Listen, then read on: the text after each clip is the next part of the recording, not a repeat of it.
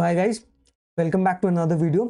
So buy and sell stocks का पहला version हम लोग ने ऑलरेडी चैनल पे अपलोड कर दिया and today we will be moving on to the second question, that is buy and sell stocks 2। करने के बहुत तरीके हैं बट मजा तभी आता है जब उसको एक विजुअल तरीके से करें। So that is what we are going to do today. We are going to visualize the problem and then we are going to solve it in the most efficient manner. We will not talk about inefficient solutions. Most optimal solution के बारे में ही बात करेंगे। Question को देखते हैं।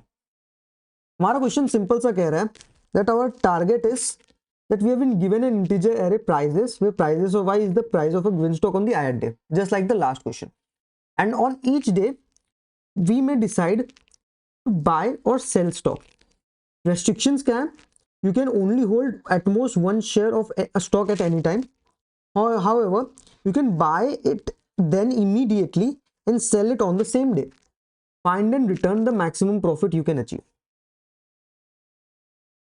Question पहले वाले क्वेश्चन के बिल्कुल सिमिलर है विद अ स्लाइट मॉडिफिकेशन। हम वापस बोलेंगे कि हम एक प्राइजेस एरे लेंगे। Let me just switch to a darker theme और हम वापस अज्यूम करेंगे कि हमें गूगल के स्टॉक्स बेचने हैं। पहले हम क्या कह रहे थे कि हम एक बाइंग डेट सिलेक्ट कर रहे थे, एक सेलिंग डेट सिलेक्ट कर रहे थे and we were just buying on the buying date and selling on the selling date once. Question में मॉडिफिकेशन सिर्फ इतना सा है कि इस बार आपको सेम चीज करनी है, आपको बाय करना है, आपके पास एक ही स्टॉक है, आपको बाय करना है और आपको सेल करना है। डिफरेंस ये कि आप कितनी भी बार बाय और सेल कर सकते हो। ऑब्वियसली स्टॉक एक ही है, ऐसा नहीं कि आपके पास गूगल के भी स्टॉक्स है, माइक्रोसॉफ्ट के भी स्टॉक है, अमेजॉन के भी स्टॉक्स है, आपके पास एक ही स्टॉक है। तो या तो आप जब आप एक बार खरीदे हो तो उसको बेचने के बाद ही आप उस स्टॉक को वापस खरीद सकते हो। ऑब्वियस सी बात है, आप एक साइकिल को अगर खरीदे हो तो आपको उसको वापस खरीदने से पहले उसको बेचना तो पड़ेगा ना। सेम एनालॉजी है, कितनी भी बार बाय कर सकते, कितनी भी बार सेल कर सकते, प्रॉफिट्स मैक्सिमाइज करना है। कैसे करेंगे? मैं बोलता हूं स्टॉक्स के वैल्यू को हम लोग ग्राफ के थ्रू विजुअलाइज करते हैं। ठीक है, एग्जांपल देता हूं। मान लेते हैं कि स्टॉक का प्राइस था यहां पे 50, फिर हुआ 40, फिर हुआ 35, फिर हुआ आपका 55, फिर हुआ 70, फिर हुआ 40। ये चीज दिखेगी, ये जो चेंज है वो दिखेगा कैसे, वो मैं दिखाना चाहता हूं। मान लेते हैं 50 मेरा ये है, मैं बोलता हूं मेरा स्टॉक 40 को गिरा, मेरा स्टॉक 35 को गिरा, फिर मेरा स्टॉक एक राइज लिया 55 का, फिर मेरा स्टॉक एक और राइज लिया 70 का, और फिर मेरा स्टॉक वापस गिर गया कहां पे, 40 को। This is basically 50, 30, 35, 55, 70, 40। ठीक है, एक और इसमें ऐड कर देते हैं। मैं बोलता हूं यहां पे मेरा स्टॉक का प्राइस 100 हो गया। Let's just add this thing, alright. मैं बोलता हूं in this particular scenario, when this is your price graph, how can you maximize your profits when you can buy it anytime, sell it anytime, how many times you want? पिछले question के logic के हिसाब से जाएंगे तो आप बोलेंगे sir यहां पे खरीदिए और यहां पे बेच दीजिए। ठीक है, आइडियली इंसान यही सोचेगा कि भाई यहां पे मैं खरीदूंगा और यहां पे मैं बेच दूंगा। आप पिछले वाले क्वेश्चन का लॉजिक लगाएंगे तो आपका यही आंसर आएगा। आपका प्रॉफिट इस पर्टिकुलर सिनेरियो में आपका प्रॉफिट आएगा 100 minus 35 which is equal to 65।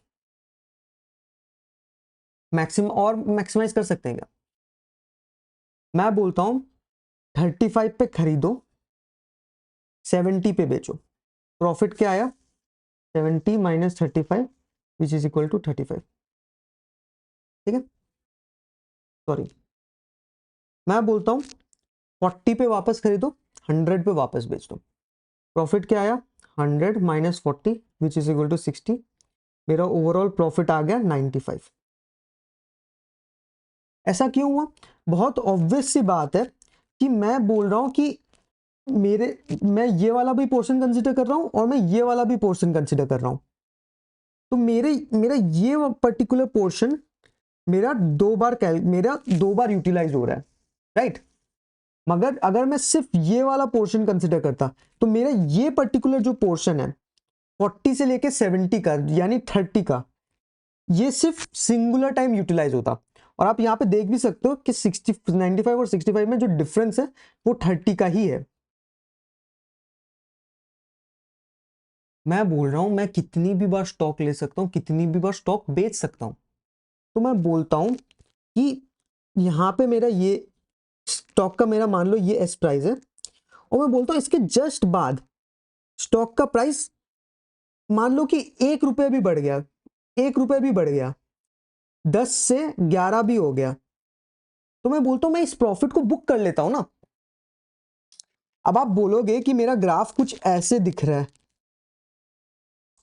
तो मैं बोलता हूं मैं हर दिन बुक करते जाता हूं, मेरा at the end of the day मेरा ओवरऑल प्रॉफिट तो सेम ही रहेगा ना। मगर अगर मेरा ग्राफ कुछ ऐसा दिखा और मैं हर दिन अपना जब जब मेरे को प्रॉफिट हो रहा है तब तब मैं बुक नहीं कर रहा हूं, तो मेरे मेरे कुछ लॉसेस इंकर करने पड़ रहे हैं। तो बहुत सिंपल सा लॉजिक है।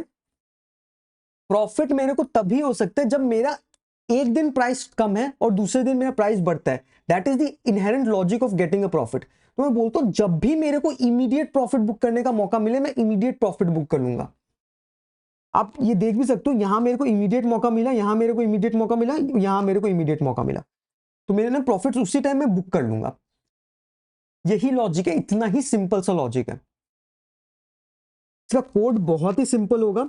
मैं बोलता हूं मेरा int res is equal to 0, ठीक है, और मैं बोलता हूं मैं सिंपली बोलूंगा फॉर इंट आई 0 से लेके n-2, ठीक है। मैं बोलता हूं res plus equal max of 0 comma profit of I plus 1। इसको ये प्रॉफिट नहीं होगा, बेसिकली प्राइजेस होगा, बट मैंने प्रॉफिट लिख दिया, माइनस प्रॉफिट ऑफ आई, ठीक है। ये मेरा लूप होगा और मैं यहां सिंपली रेज रिटर्न कर दूंगा। इतना सिंपल कोड है। लॉजिक अगर आप समझ रहे हो ना कि मेरे को प्रॉफिट्स इमीडिएटली बुक करने हैं, तो इतना सा ही सिंपल सा कोड है। आपको ये समझना होगा कि चाहे मैं प्रॉफिट्स एक साथ बुक करूं, चाहे मैं प्रॉफिट्स 1 बाय 1 बुक करूं, मेरा जो इंक्रीमेंटल प्रॉफिट्स है वो एड अप होके सेम वैल्यू मेरे को देंगे, उल्टा ज्यादा ही वैल्यू देने की पॉसिबिलिटी रखते हैं। Let's just try to code this particular solution up.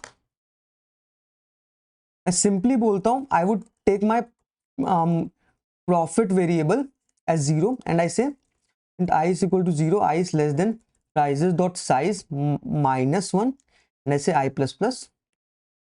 Simply बोलो profit of I plus equal max of 0 comma prices of I plus 1 minus prices of I and simply return profit. Let's see if ये चलता है कि नहीं। Okay, I have made a mistake somewhere, let's C.